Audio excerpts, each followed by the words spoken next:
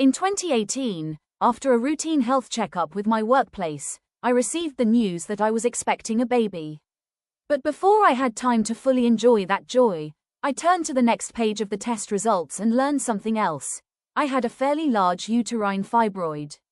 A fibroid like that, if it continued to grow, could cause uterine rupture.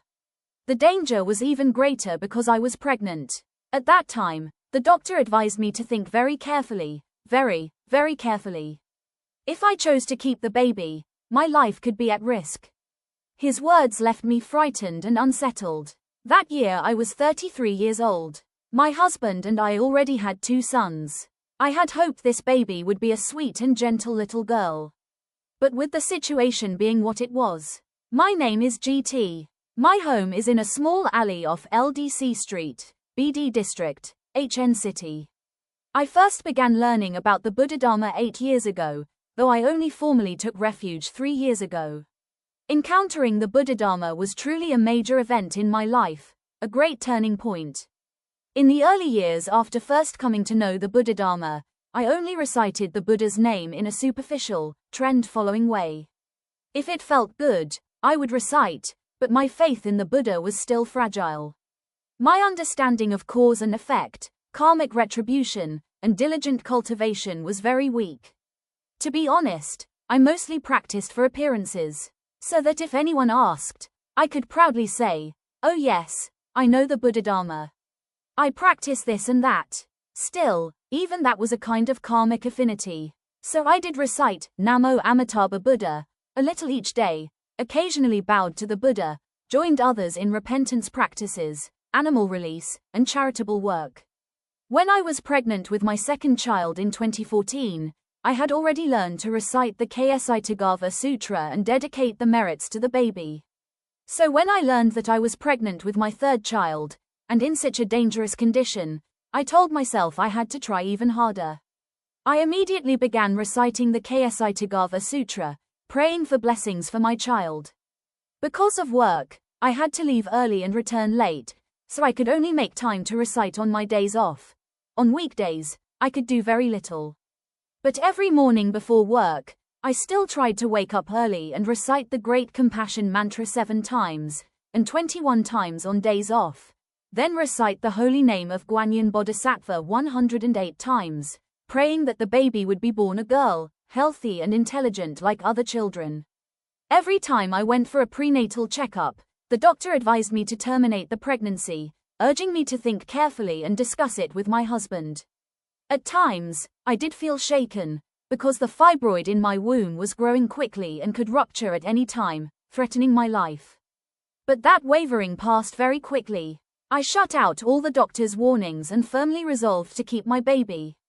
Children come to us because of karmic causes and conditions formed long ago. Whether they come to collect a debt or repay a kindness, they are all worthy of being cherished. Even if this child had come because of karmic resentment, if I were to take away my child's life, that resentment would only pile grievance upon grievance. That would be even more unacceptable. No matter what, I would keep my child. At that point, the only thing that could truly help me was the Buddhadharma. So I poured all my hope into sincerely reciting the mantra and the holy name of Guanyin Bodhisattva. When I was 12 weeks pregnant, I went for the triple test.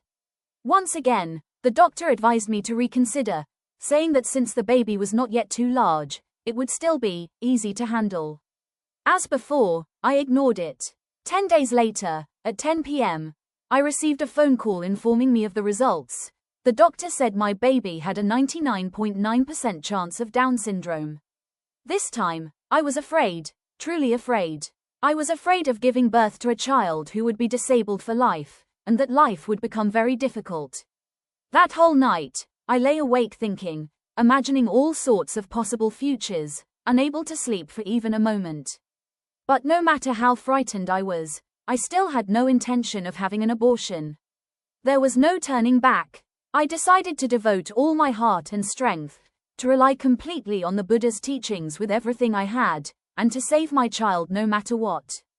With greater diligence and sincerity, I did every Buddhist good deed I could, near and far, animal release, charity, all acts of merit within my ability, and dedicated them all to my child. Fortunately, I was also surrounded by many fellow practitioners who encouraged me and supported one another in cultivation, helping me remain steadfast. By the time I entered the 34th week of pregnancy, I went to the National Hospital of Obstetrics and Gynecology to complete my birth registration. After another blood test, I was diagnosed with gestational diabetes. The doctor said it could easily lead to a risk of preeclampsia, yet another warning added to the pile. But by then, I had heard so many warnings that I had become almost numb to them. The doctors probably thought I was the type who was too fearless to understand danger. Even so, I maintained my daily routine, sincerely reciting the Great Compassion Mantra and chanting the holy name of Guanyin Bodhisattva every day. Fortunately, from the time I became pregnant, I had no morning sickness, no illness, and no severe fatigue. Mother and child were even able to attend a few Dharma assemblies and teachings, both large and small, near and far. A few months passed. After so much effort in cultivation, reciting sutras, chanting the Buddha's name, releasing animals, doing charity, and so on, during one visit to my maternal hometown, I sought out a doctor who specialized in fetal abnormality ultrasounds. I wanted to know how much my efforts had actually transformed the situation. After a very careful examination, the young doctor announced, "My baby was a girl, completely healthy, with no signs of Down syndrome." However, the fibroid was still present. My joy exploded from within. I thanked all Buddhas and Bodhisattvas for showing me a way out of danger, for blessing and protecting me. I felt so fortunate to be a disciple of the Buddha, to live within the radiance of the Buddhadharma. I silently vowed that I would cultivate with even greater diligence, do many more wholesome deeds, and devote myself to protecting and supporting the three jewels until the day I lay down this physical body, in order to repay the Buddha's grace. Gradually, I forgot about the frightening warnings concerning my health. Deep in my heart, I felt truly confident because I had the Buddhadharma as my support through every hardship. Little by little, the Buddhadharma not only transformed my physical illness, but also brought new progress to my inner life. I began practicing letting go of anger, resentment, and attachment in daily life. I learned to be grateful even for the smallest kindnesses in this world. Instead of always using my eyes to search for the faults of others, I learned to turn my gaze inward and examine my own mind, to see my own mistakes. Once I saw my own faults, in every word I spoke, every thought I had, every action I took, I repented of them immediately. And in this way, the life around me gradually became brighter and brighter. It was not brighter because something new had appeared on the outside, but because my inner world had been cleansed by the Buddhadharma, making it luminous. After the ultrasound confirmed that the baby was definitely a healthy girl, I must admit that I became a little complacent. I gradually reduced my recitation of the Great Compassion Mantra and my chanting of Guanyin Bodhisattva's name, almost as if, once my prayer had been answered, I no longer needed to continue. I only occasionally maintained recitation of the Ksitigarbha Sutra. As the due date approached, I was admitted to the hospital and underwent a scheduled C-section according to the doctor's plan, without choosing an auspicious date or time. Before going in, I recited the Great Compassion Mantra 21 times and chanted Guanyin Bodhisattva's name 108 times. The surgery went smoothly. In particular, before the operation, I asked the surgeon to remove the fibroid at the same time. But here is the astonishing part. When they performed the surgery, the fibroid had already disappeared. My daughter was born healthy, easy to care for, and very well behaved. As of October 2019, she was already 10 months old and was even following a vegetarian diet with me.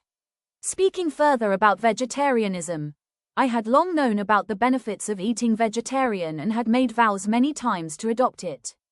But in reality, each month I only managed to eat vegetarian on a few full moon days and first days of the lunar month. On the other days, honestly speaking, the flavors of roasted chicken, grilled fish rolls, stir-fried pork belly, and similar dishes made it very difficult for me to maintain a full-time vegetarian diet. Then, by chance, I came to know and speak with Court. He advised me to regularly make vows according to the 10 great vows of Samantabhadra Bodhisattva. He told me there was no need to force myself. Simply by making vows, cause and effect would naturally arrange conditions so that I would practice better. He said this was even more effective than relying on sheer willpower to force myself to cultivate. I thought that sounded meaningful, so from time to time I tried reading them. I found them quite profound and beautiful, although at first I did not fully understand the meaning of every word and every line. After each recitation, I prayed that through this practice I would be able to become fully vegetarian, increase my wisdom, grow in diligence, and gain more wholesome conditions to become stronger and more courageous on the path of seeking the way. Gradually, the more I read, the more deeply each line and each phrase touched me. So I read them more often, and with greater earnestness, so much so that at times I was moved to tears. Sure enough, in less than 2 months, I was able to become fully vegetarian, and my aspiration for the way grew tremendously. The Buddhadharma is truly inconceivably wondrous. In every area of life, the Buddhadharma can illuminate the path and guide us out of darkness, confusion, and suffering, toward light and toward genuine happiness. How blessed are those who are able to live within the wondrous light of the Buddhadharma.